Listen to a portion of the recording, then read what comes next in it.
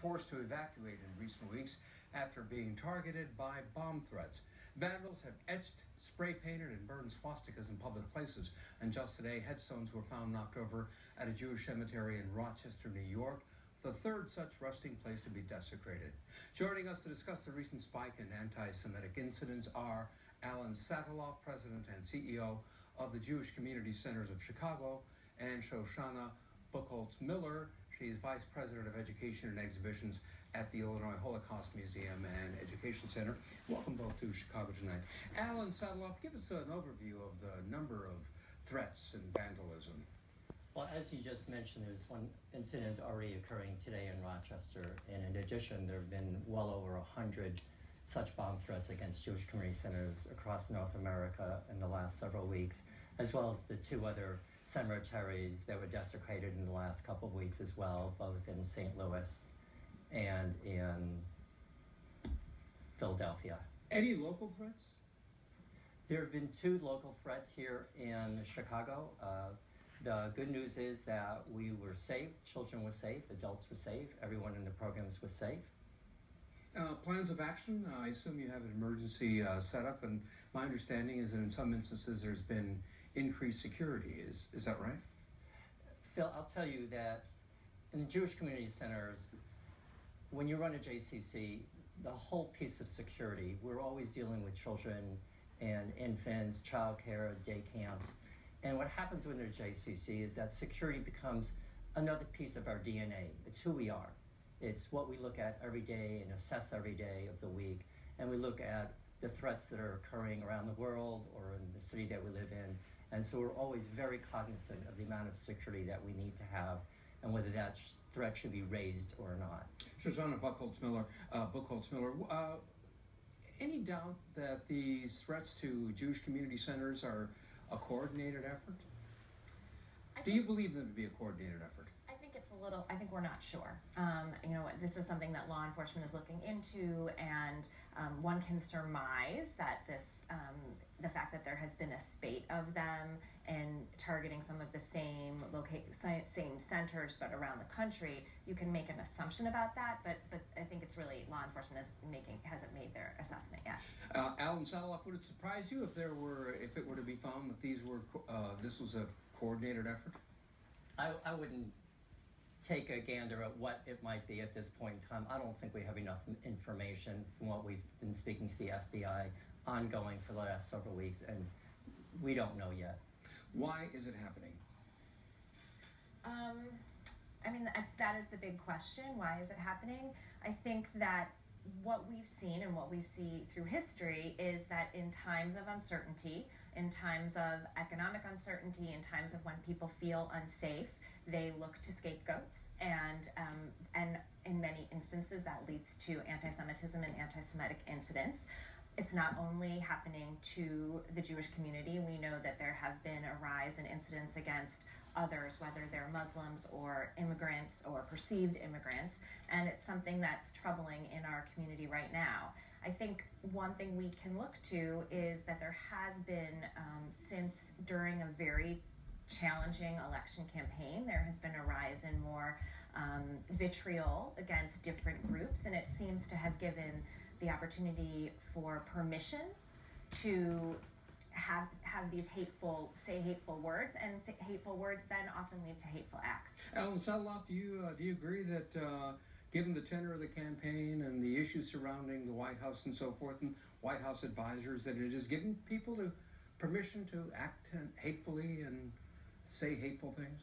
I don't know that I could ever relay it and believe that it's about what's happening today. I believe that 100 years ago when JCCs first came into being, they were called actually YMHAs, Young Men Hebrew Association, Young Women Hebrew Association.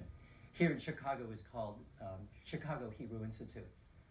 And it was only maybe 40 years ago, 50 years ago, that JCCs became Jewish community centers. So what did they use the word Hebrew to begin with?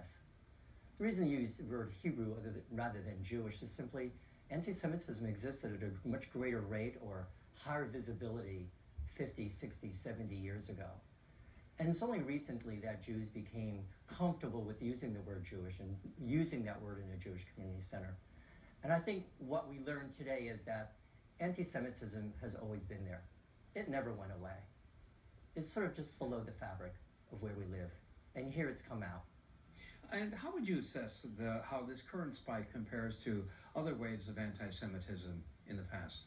I mean, I think right now what we see is troubling, and it's unusual in its concentrated amount. There have certainly been other periods of anti-Semitism and anti-Semitic incidents. We don't have a lot of great data that shows anti-Semitic incidents over a 50-year period or even a 100-year period. I think one thing that's really interesting to note, though, is if we look at polling data about how what people's attitudes towards Jews are and towards anti-Semitism, this period in our lives, this period over the past 100 or so years since kind of public polling has taken place, is the lowest amount of anti-Semitism that we see in the American public. In terms of attitudes? In terms of attitudes, yes. And so I think we need to remember that. That doesn't take away from the fact that these incidents are really troubling, and we need to respond to them, because if we don't respond to them, then we know that they can continue to be encouraged. But I think we need to put it in that historical perspective. Notwithstanding that, Alan Sadaloff, several leaders of Jewish organizations say that, at least in their experience, in the past 30 or 40 years, they have not seen anything like this. Your take on that? I think for whatever reason at this point in time, it's come out. We can't believe as to why or what, and hopefully within the next several weeks we'll have a better answer to it. What we know at the JCC is that it's a place for everyone to be able to congregate, both Jewish and non-Jewish. And we feel really comfortable with that, and we feel safe. And that's what's most important for us right now. To what extent does the national administration set a tone, though, back to Shoshanna Buchholz-Miller's point about the campaign and so forth? To what extent do national leaders set a tone that might impact people's behavior and actions? I mean, I think one thing that's really important, and what we teach in our museum every day, is that words matter, and words can often lead to action, and that when you see someone taking an action that is negative, you have to be an upstander and not a bystander. So you need to respond. And so when we see the president leading with his first address to Congress about anti-Semitism, we're very happy to see that, because it's important that the leadership of our country speak out against what we're seeing. We need to be seeing that regularly. We need to be seeing that throughout the government, and we need to be vigilant, because otherwise people begin to think that it's okay. And yet, before he made that statement in his address Tuesday, Alan Sadaloff, earlier in the day, he basically appeared to suggest that maybe these attacks were done by people hoping to make others look bad. What was your reaction to that? I think at some point in time the truth will come out as to what's causing this, and hopefully our FBI will be on top of it and understand why and be able to point to where this is emanating from. Does it stand to reason, though, Shoshanna Buchholz-Miller, that it's somebody who's trying to make others look bad? I can't begin to understand exactly what the context of that was or what the comment was, so I don't really know how to interpret it. I see. But it was late last month that the president first condemned anti-Semitism, and according to the New York Times, leaders of major Jewish organizations had complained privately to members of the president's inner circle about his unwillingness to speak forcefully. Should the president have said something sooner? Alan? Whether the president should have done something sooner or said something sooner, it's really about our choice about how we react to what initially happened. So when a bomb threat occurs, the question is, how do we react? What do we do? What's our choice at that point in time? And what's really important right now for the Jewish community and all the other communities that have surrounded us to be helpful are they're supportive. We're supportive of what's happening. We recognize that there are challenges and that there's a challenge right now of anti-Semitism. And the real question is, what are we choosing to do right now? So what do you choose to do right now, Shoshanna? So I think that one thing that Alan said is very important, is that we need to continue, all of us, not just the Jewish community, all of us need to continue to speak out and to condemn this. The federal government needs to be as supportive as it can in terms of giving additional security guidance if that's what's required.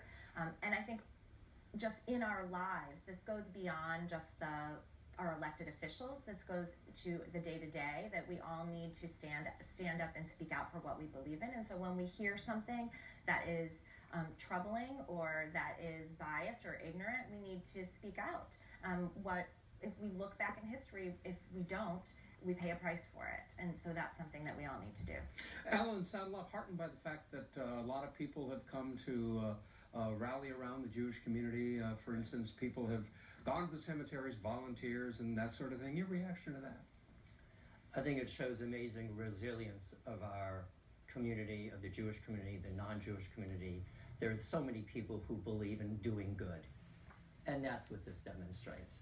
That while somebody may want to do something bad, that the Jewish community and the others who are supporting us stand there and say, we will not give in. We will not listen to this. We will do what we believe is right. And that's what this is demonstrating. Alan Sadeloff, Shoshanna Buchholz-Miller, thank you both for being here. Appreciate it. Thank you.